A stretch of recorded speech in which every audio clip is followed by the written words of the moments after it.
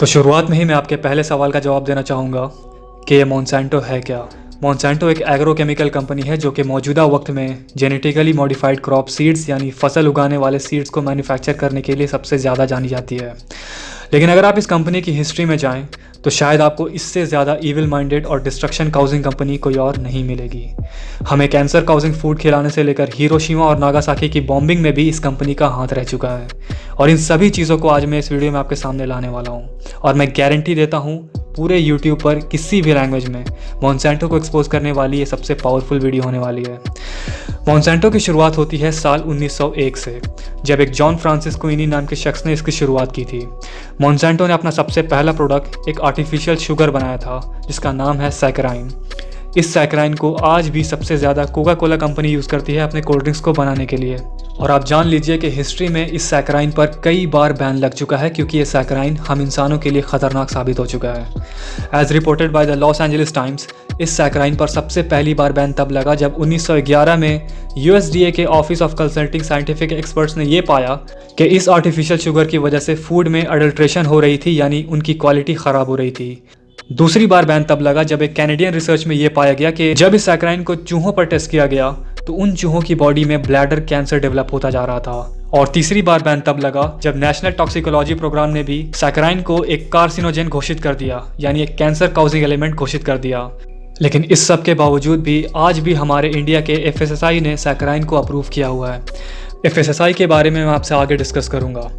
अभी के लिए आप आ जाइए साल 1920 में।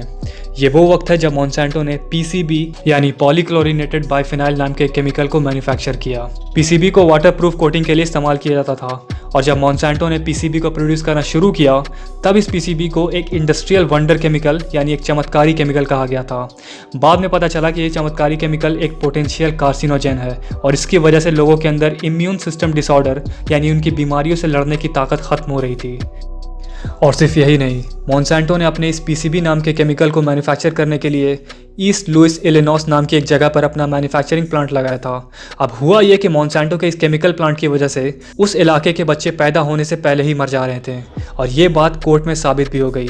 इसीलिए अब मोंसैंटो के इस चमत्कारी केमिकल पर हमेशा हमेशा के लिए बैन लग चुका है।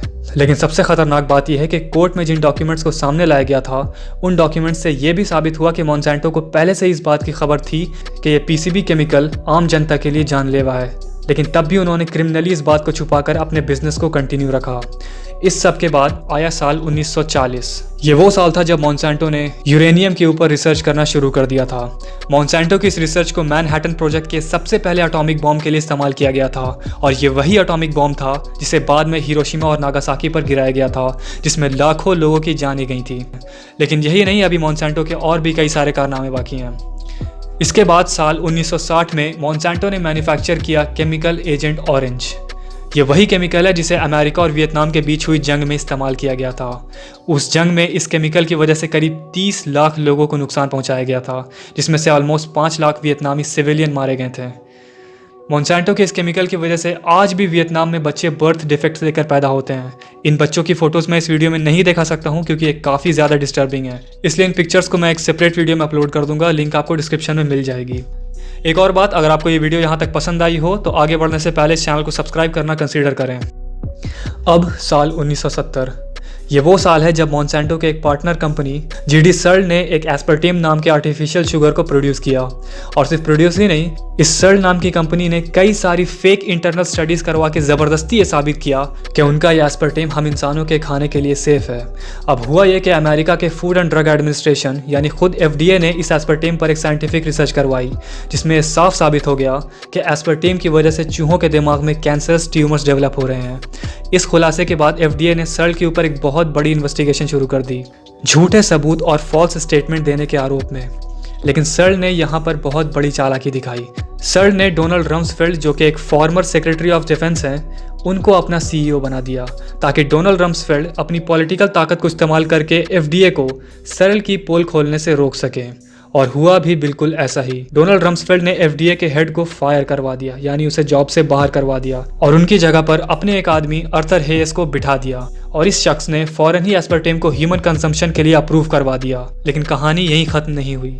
साल 1985 में कई सारे इंडिपेंडेंट साइंटिस्ट और रिसर्चर्स ने लगातार एस्पर्टेम के टॉक्सिक इफेक्ट्स के बारे में वार्निंग देने की कोशिश की। इस चीज़ से घबराकर मोंसेंटो ने नेशनल कैंसर इंस्टीट्यूट यानी एनसीआई को घूस देकर अपने फ्रॉडुलेंट डॉक्यूमेंट्स दिए, ताकि एनसीआई ये झूठा क्लेम कर सके कि फॉर्मल्डिहाइड यानी एस्पर्टेम से कैंसर नहीं होता और एस्पर्टेम मार्केट में बिकता रह सके। और अब 1995 फाइनली वो वक्त आ गया जब मोंसेंटो ने अपने जीएम फूड यानी जेनेटिकली मॉडिफाइड फूड को प्रोड्यूस करना शुरू किया। जीएम फूड क्या है? ये वो फूड है जिन्हें उगाते वक्त उनके सेल्स में मौजूद जीन्स के साथ छेड़छाड़ हुई होती है। बेसिकली ये लोग करते ये हैं कि ये लोग किसी एक प्लांट के अंदर किसी दूसरे जानवर या कीड़े या प्लांट या कई बार बैक्टीरिया के जीन्स को इम्प्लांट कर देते हैं, और इसी प्रोसेस से बनाए गए फूड को जीएम फूड कहते हैं। जीएम फूड हम इंसानों के लिए कितना खतरनाक है, खास इसी चीज़ को एक्सप्लेन करने के लिए मैंने इस पर एक पूरी की पूरी वीडियो बनाई हुई है। अगर आपने वो वीडियो नहीं देखी है तो उसे एक बार ज़रूर देखें, लिंक मैंने डिस्क्रिप्शन में दे दी है। अब प्रॉब्लम यह है कि मोंसेंटो का ये जीएम फूड हम इंसानों के लिए तो हार्मफुल है ही, साथ ही साथ ये बीज यानी मधुमक्खियों के लिए भी जानलेवा है। ये बात मैं आपको इसलिए बता रहा हूँ क्योंकि आपको मालूम होना चाहिए कि मधुमक्खियाँ ही वो की एलिमेंट हैं जिनके पॉलिनेशन करने की वजह से हमारा नेचुरल नॉन जीएमओ फूड खेतों में उग पाता है। अब अगर मधुमक्खियाँ ही नहीं होंगी तो हमारा नेचुरल क्रॉप्स प्रोड्यूस कैसे होगा? मैं ऐसा इसलिए कह रहा हूँ क्योंकि जब मधुमक्खियाँ जीएम फूड्स उगाए जा रहे खेतों में जाकर वहाँ के पौधों से रस चूसती हैं तो वो मधुमक्खियाँ इन जीएम क्रॉप्स से पॉइजन होकर मर जाती हैं। इस चीज़ को लेकर कई सारे रिसर्चर्स ने मोंसेंटो के खिलाफ आवाज़ उठाई है, और इन्हीं एक्यूजेशन से बचने के लिए मोंसेंटो ने दुनिया के सबसे बड़े बी रिसर्च फर्म बियोलॉजिक्स को खरीद लिया। बियोलॉजिक्स एक ऐसी फर्म है जिसके ऊपर ये जिम्मेदारी है कि उन्हें इस प्लैनेट पर मौजूद मधुमक्खियों की प्रोटेक्शन करनी है, और मोंसेंटो ने उस पूरे के पूरे फर्म को खरीद कर अपना बना लिया है। मतलब अब चोर भी वही और पुलिस भी वही, तो कौन रोकेगा उन्हें? लेकिन अभी भी बहुत कुछ बाकी है। मोंसेंटो के इस जीएम फूड पर यह इल्ज़ाम भी है कि ये लोगों में स्टेरिलाइजेशन की प्रॉब्लम क्रिएट करता है, यानी लोगों में बच्चे ना पैदा कर पाने की प्रॉब्लम क्रिएट करता है। अब आरटी न्यूज़ के मुताबिक जब एक इन्वेस्टिगेटिव जर्नलिस्ट ने मोंसेंटो के एक सीनियर एग्जीक्यूटिव से ईमेल पर यह सवाल पूछा कि क्या वाकई में आपकी कंपनी लोगों को ऐसी हेल्थ प्रॉब्लम्स दे रही है, तो ये है वो जवाब जो उस सीनियर एग्जीक्यूटिव ने दिया। अगर ये चीज़ लोगों को इनफर्टाइल कर रही है तो कोई बात नहीं, ये बहुत अच्छी बात है। ऐसे भी इस दुनिया में बहुत ज़्यादा लोग जी रहे हैं। ये है वो तरीका जिससे जीएमओ इस प्लैनेट को उल्टा बचा रहा है। असल में हम लोग इंसानियत पर एक एहसान कर रहे हैं। अब एक और बात मैं आपको बताना चाहूँगा। साल 2015 में रशिया के लोगों ने जीएम फूड के अगेंस्ट एक बहुत बड़ा प्रोटेस्ट किया था, जो कि अभी भी जारी है, और इसी को लेकर वहाँ के प्रेसिडेंट यानी व्लादिमीर पुतिन ने खुद ही अनाउंस किया था कि जीएम फूड को रशिया में बैन किया जाएगा, और आज भी वहाँ पर जीएम फूड की कल्टीवेशन पूरी तरीके से बैन है।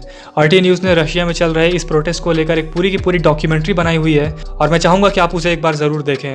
उसकी लिंक भी डिस्क्रिप्शन में मैंने दे दी है। अब मोंसेंटो के इस जीएम फूड के खतरनाक होने का एक और सबूत ये भी है कि मोंसेंटो अपने खुद के हेडक्वार्टर्स के कैफेटेरिया में अपने खुद के एम्प्लॉयज़ को जीएम फूड सर्व नहीं करता, यानी जो खाना वो लोग आम पब्लिक के लिए प्रोड्यूस कर रहे हैं उस खाने को ये लोग खुद के एम्प्लॉयज़ को हाथ तक नहीं लगाने देते। अब आप ही बताओ कि उसकी क्या वजह हो सकती है। अब अगर इंडिया की बात की जाए तो यहाँ पर भी मोंसेंटो के जीएम फूड्स पर बैन लगी हुई है, लेकिन साल 2010 में मोंसेंटो ने अपने जेनेटिकली मॉडिफाइड ब्रिंजल यानी बैंगन इंट्रोड्यूस करने की कोशिश की थी, लेकिन शुक्र है सुप्रीम कोर्ट ने इस पर बैन लगाकर इसे देश में फैलने से रोक लिया, ये कहते हुए कि ये चीज़ हमारे इकोसिस्टम को नुकसान पहुंचा सकती है। इसके जवाब में मोंसेंटो ने कहा कि हम लोग सुप्रीम कोर्ट के फैसले के अगेंस्ट जाकर देश भर में एक सत्याग्रह मूवमेंट शुरू करेंगे, जहां पर मोंसेंटो ने फार्मर्स को पैसे देकर उनसे जेनेटिकली मॉडिफाइड बैंगन की खेती करवाई। लेकिन अफसोस की बात यह है कि जीएम फूड के बैन होने के बाद भी आज भी इंडिया में दूसरी कंट्रीज से पैक किया हुआ जीएम फूड इंपोर्ट किया जा रहा है, वो भी लीगल तरीके से। और अगर आप सोच रहे हो कि कोई इसे रोकता क्यों नहीं, तो आपको ये जानना ज़रूरी है कि जीएम फूड तो छोड़ो, इंडिया के मार्केट्स में जो नॉर्मल खाने का सामान बिक रहा है वो तक सेफ़ है या नहीं इसकी भी कोई गारंटी नहीं है, और ये चीज़ मेन स्ट्रीम मीडिया पर भी आ चुकी है। इस बात को एक्सप्लेन करने के लिए मैं आपको एक जर्नलिस्ट की वीडियो दिखाने वाला हूँ, जो कि हैं mister 2000 rupees nano GPS chip Sudhir Chaudhary. लेकिन बड़ा सवाल ये है कि क्या ये अथॉरिटी सही तरीके से काम कर रही है, और इसकी जांच करने के लिए सीएजी ने इसका एक ऑडिट किया। और अब ये देखिए कि सीएजी के इस ऑडिट में क्या पता चला। इस रिपोर्ट में आशंका जताई गई है कि देश में अभी भी खाने का असुरक्षित सामान बेचा जा रहा है और ये संस्था इस पर लगाम नहीं लगा पाई है। यानी जिन कंपनियों का लाइसेंस इस अथॉरिटी ने कैंसिल कर दिया, वो अब भी आज भी खाने का सामान बना रही हैं और खुलेआम बेच रही हैं। सिर्फ यही नहीं, इस रिपोर्ट में यह भी कहा गया है कि यह संस्था इतना भी सुनिश्चित नहीं कर पाई कि विदेशों से आने वाला खाने का असुरक्षित सामान देश में प्रवेश ना कर पाए और देश के बाजारों में ना बिके। यानी विदेशों से असुरक्षित खाना आज भी खुलेआम आ रहा है। ऑडिट में यह भी पता चला कि बहुत से मामलों में इस संस्था के साइंटिफिक पैनल ने खाने के सामान को बेकार बताया था, असुरक्षित बताया था, लेकिन 3 से 4 साल बीत जाने के बावजूद इस अथॉरिटी ने उनकी एनओसी कैंसिल नहीं की है।